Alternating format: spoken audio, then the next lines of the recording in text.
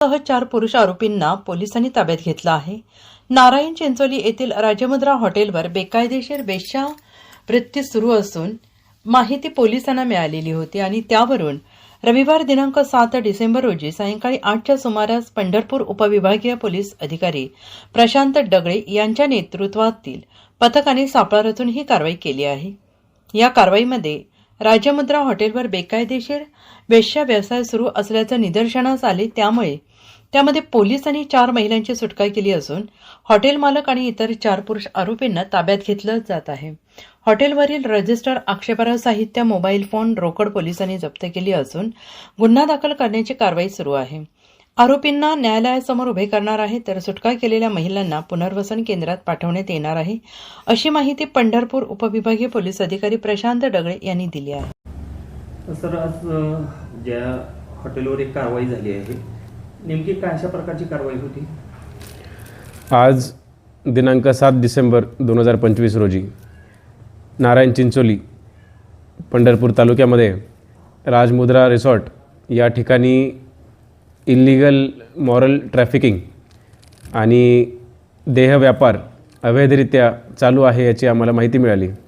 या माहितीच्या आधारावरती आम्ही ट्रॅप लावला आणि आज जवळजवळ 8 ते 9 त्या दरम्यान आम्ही ह्या ट्रॅप लावून तेथे ह्या रिसॉर्टच्या ठिकाणी कारवाई केली। ह्या कारवाईमध्ये आम्ही 4 महिलांना रेस्क्यू करण्यात यशस्वी झालो आहोत व त्याचबरोबर 4 अक्यूज्डला आम्ही नॅप केलं आहे व त्याचबरोबर इतर अजून कोणी याच्यात सामील आहे का याची चौकशी करून त्यांना हे आरोपी म्हणून निष्पन्न करून आमची ही काही जी कारवाई आहे ती चालू आहे। हॉटेलचे मॅनेजर किंवा मालक अशापैकी कोणी सापडले का? येस, हॉटेलचे मालक जो आहे तो त्या ठिकाणी त्या काउंटरवरती रिसेप्शनवरती आढळला आहे। त्याचबरोबर त्या ठिकाणाहून त्या रिसेप्शनमधून रजिस्टर्स ज्यामध्ये वेगवेगळ्या लोकांची नावं व महिलांची नावे आहेत व त्याचबरोबर त्यांचा मोबाईल ज्यामध्ये वेगवेगळे फोटोज व UPI ट्रान्झॅक्शन्स जे झाले आहे त्याची माहिती आहे। ते आम्ही जे काही इतर सामग्री आहे त्याचबरोबर ते काही कॉन्ट्राबँडचे पॅकेट्स आहेत व त्याचबरोबर इतर कॅश आहे ही आम्ही जप्त केलेली आहे। गुन्हा दाखल झाला आहे की कारवाई? आता कारवाई चालू आहे। कारवाई झाल्यावरती गुन्हा दाखल होईलच लवकरच।